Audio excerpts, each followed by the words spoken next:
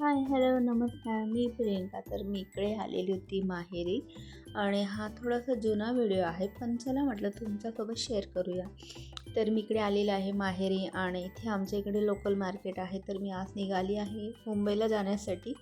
जास्त दिवस काही थांबली नव्हती मी, 1-2च दिवस थांबली होती. तर मुंबईला जाण्यासाठी निघाली आहे आणि नेहमीच मी इकडे आली ना माहेरी, तर म्हणजे माझ्या माहेरी खूप छान असा फ्रेश आणि गावरानी भाजीपाला मिळतो, तर मी नेहमीच घेऊन जाते. आणि इथे बीट वगैरे बघू शकता, अगदी फ्रेश होतं. तर त्यानंतर मग मी मसाले पण घेतले आणि मला मसाले पण खूप छान असा स्मेल येतो खूप छान असा मसाला इकडे मिळतो. खडे मसाले होते, तर मी खडे मसाले पण घेऊन घेतले आणि मिक्सरमध्ये बारीक करून घेते आणि जेवढा दिवस जातो तेवढा दिवस मी वापरते. त्यानंतर टमाटर, वांगी वगैरे पण खूप छान होते.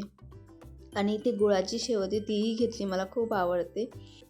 आणि मी मुंबईला निघत असताना माझा भाऊ बोलला की इथे गुळाची फॅक्टरी आहे, तर गूळ घेऊन जा, चांगला आहे, ऑर्गॅनिक गूळ आहे, तुला आवडेल. कारण की तू नेहमी शिरा वगैरे बनवते, तर नॅचरल जे असतं ते चांगलं असतं.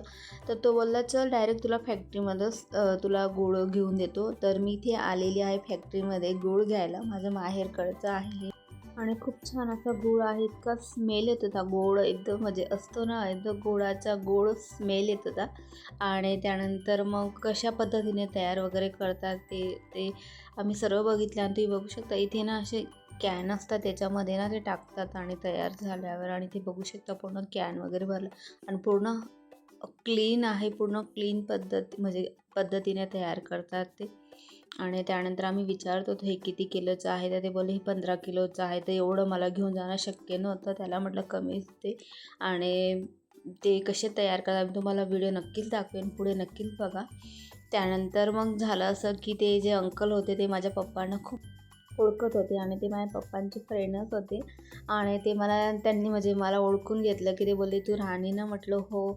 आणि खूप छान वाटलं ते अंकलला पण भेटून आणि आम्ही थोडा वेळ गप्पा वगैरे मारल्या. आणि त्यानंतर आम्ही इकडे आलो आणि इकडे बघू शकतात गूळ कसा तयार होतो. इथे बघू शकता, इथे आहे 4 असं म्हणजे कढई आहे. तर इकडे फर्स्ट कढई, तिथे पूर्ण काळं, त्यानंतर सेकंड, मग थर्ड, मग लास्टमध्ये ती जर आहे ती 4 कढईमध्ये फायनली तयार होतो.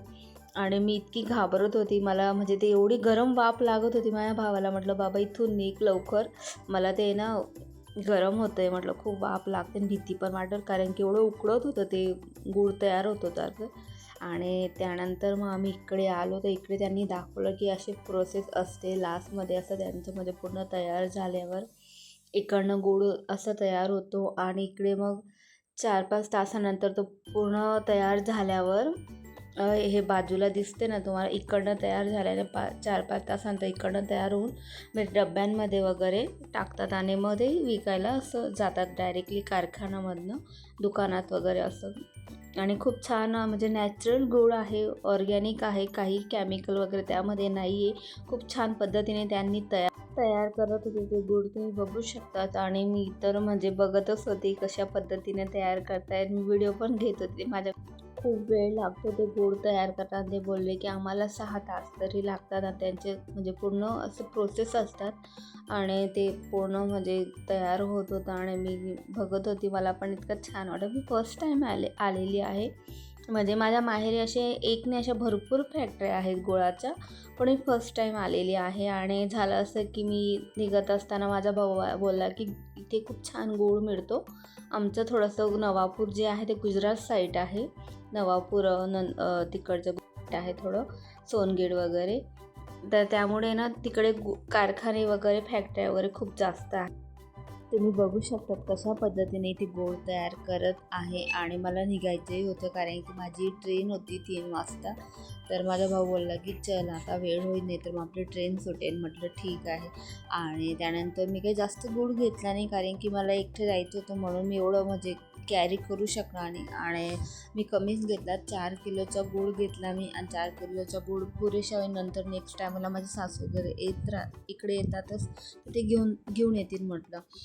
तर मी ते अशा पद्धतीने गूळ घेतला आणि खूप छान असा गूळ आहे. तर कसा वाटला आजच्या व्हिडिओ आवडला असेल तर बाय, टेक केअर.